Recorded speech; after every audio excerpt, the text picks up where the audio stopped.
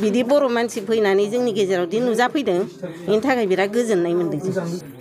जों रायजो जाजेननायनिफ्रायनो दिनै लामा गैया मा गैया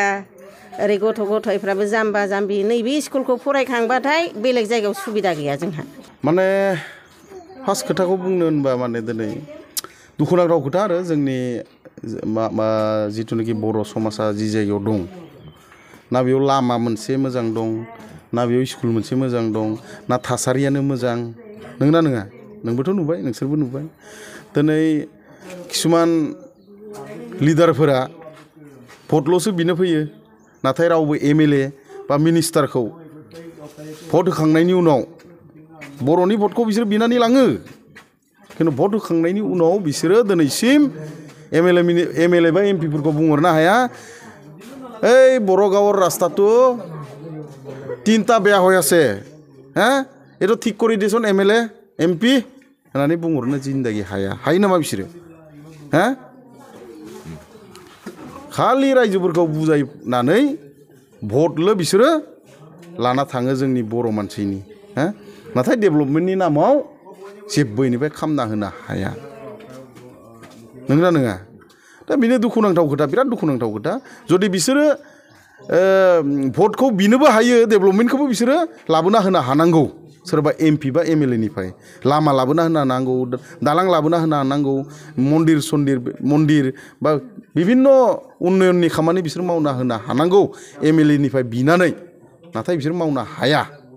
दिनैसिम नुवाखै आं मावनाय एमएलएनिफ्राय बिनानै आमुक गामियाव एमएलए नों बेखौ होलाय तामुक गामियाव एमपि नोङो बै गामियाव थांनानै बेखौ बानायहैलाय होननानै बिसोरनि खुगानिफ्राय आं खोनायाखै नाथाय इलेक्सन समावल' बिसोरो बर' रायजोनि गामि गामि हाबनानै भटल' बिनो रोङो बे सदिया ओनसोल बे गोजोनपुर गामिया दिनै 40 बोसोरनिबो बारबाय होनदों दिनै बे ओनसोलनि जिथुनाखि डेभेलप जानायखौ नुनो मोनाखै बे थासारिखौ नुनानै नोंथाङा माबायदि फिल खालामदों आं दहायनो बुंबाय बिराद दुखुनांथाव बाथ्रा मिथिबायना मानो होनबा जिथु थासारि बिसोरा गायग्रा हाबो गैया फोथारबो गैबावा बिसोर बेसे खस्थ' दं बिसोरसो मिथियो जेबो खेथि जाया जेबो आबाद जाया बे जायगायाव बिसोरा 40 घरसो बिसोरा दं बेयाव दिनै बेनि बेबस्थाखौ जोंनि लिडारफोरा लानांगौमोन अरायसम बिसोर पलिटिक्स खालामो अरायसम बिसोरो बर'नि भटखौ आमुकनो थुनो दा रायजोखौ बिसोर नायनांगौ ना नंगौना नङा खैफोद जादों दा बिसोरा हा हु खुरजालांबाय गायग्रा फोथार खुरजालांबाय दा बिसोरो दा गायग्रा फोथार गैया माइ गायग्रा फोथार गैया मैगं गायनो हानाय जायगा गैया जेने थेने बिसोरो सोलिना दं बेयाव जिथुनाखि लखिमपुर लकसभानि बिसायख'थिया गाबोन सानसेल'सै दा बेनि गेजेराव आङो रायजो राजाफोरखौ बर' रायजो राजा बिखेखके आङो खावलायनो नागिरो जे नोंसोरनि मिडियानि थ्रुयै दिनै रायजोफोरा डेभेलपमेन्टनि नामाव भट हो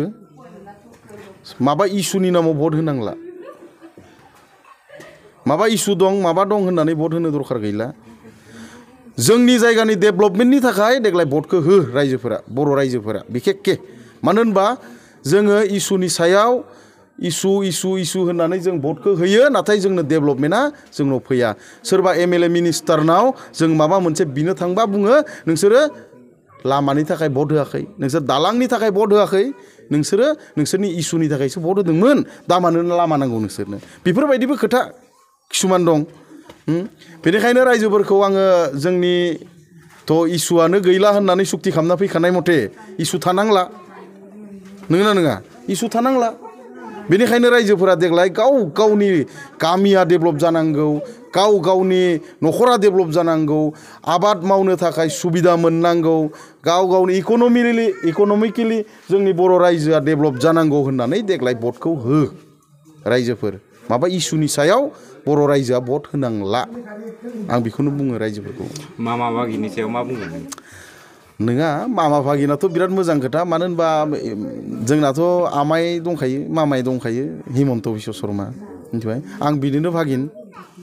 बिराद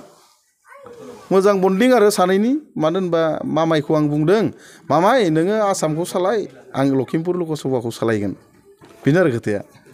मा ओनसोलाव बा मा समस्थियाव दासिम गिदिंनो हाखो आङो 9टा समस्थियाव आं टाच जाजोब्बाय बारु खिन्थु एसे थाबावदों नावबैसा समस्तियाव एसेल' बेरायदों नाथाय नावबैसा समस्तियाव आं बेरायनो हानायखौ आं नुवाखै आरो दिनै मानो होनबा दिनै 5थानिफ्रायनोथ' जोब्बाय नालाय नावबैसा एसे थाबाय आरो मा माइ भागिन एबार जिन्दाबाद मिथिबाय भागिना एबार ज' देरहाखागोन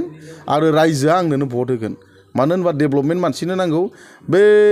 बबा मानसिनो भट होनानै जेबो लाब गैया आरो बे सासे बबा मानसिखौ एडभकेट फरायोबा बे फाग्ला केसआव बियो देरहायो नामा हा केस नांनो बे रोङो नामा हा बेनिखायनो बे बबा मानसिखौ संसदआव फथायहरनानै जोंनि डेभेलपमेन्ट जेबो जानाय नङा जोंनि समस्यानि खोथाखौ बुंनो थाखाय जोंनो मोजां मानसि पारफेक्ट मानसि सासे नांगौ संसदआव खोथा बुंनो हानाय सासे मानसि नांगौ बेनि थाखाय देग्लाय भागिननो रायजोफ्रा भट होगोन एन्टायार लखिमपुर लकसभा समस्तिनि जेसां बर' गामि दं जेसां गुबुन गुबुन हारिनि मानसि दं देग्लाय भागिननोनो भटखौ होगोन बेनो सैथो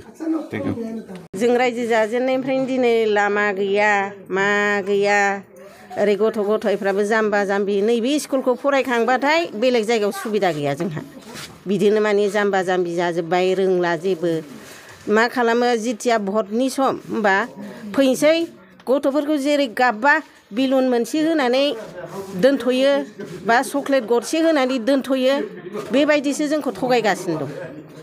जोंहा दिनैसिम जेबो उन्नति जायाखै बुरिलायबाय जों बेयावनो संसार जायै नोंथांमोनाथ' बोसोरफ्रामबो एमएलए एमपि बोसोरफ्रामबो नङा जिखुनुखि इलेक्सन जाबानो होयो भटखौ होबाय थायो होयो दा होनायनि बेलायाव दिनै लामा दालां नोंथांमोननो बानायना होगोन ना होआखै बिदिनो थगायबाय थायो होगोन होनो होआ एबार मा सानदों एबारनि इलेक्सनाव मा सानदों एमपि इलेक्सनाव एबार माने जेराव रायजोफ्रा आगान होयो बेयावनो होगोन जों एबार बर' सासे केन्डिडेट बा बर' सासे बिजाथि एमपिआव सिखांदों जोंनि लखिमपुर लकसभायाव बिनि सायाव मा साननाय दं सार बेनोनो होगोन जों दा बर' हिसाबै गिबि खेब बिथाङा ओंखारदों रायजो राजाफ्रा माबायदि सापर्ट खालामगोन नोंसोर गामिनिफ्राय बा बे सदिया ओनसोलनि सिङाव थानाय माखासे बर'फ्रा माबायदि सापर्ट खालामगोन नोंसोर रायजोफ्रा बेयाव मा बुङो जेनेबा होयो जोंना जेराव होनोबाथाय गासिबो ज' जाजाय थांखायो माने माबायदि मोन्दों दिनै बिथाङा नोंसोरनि ओनसोलाव फैनानै बिराद मोजां मोन्दों जोङो फैनायनि थाखाय बिदि बर' मानसि फैनानै जोंनि गेजेराव दि नुजाफैदों बेनि थाखाय बिराद गोजोननाय मोन्दों जों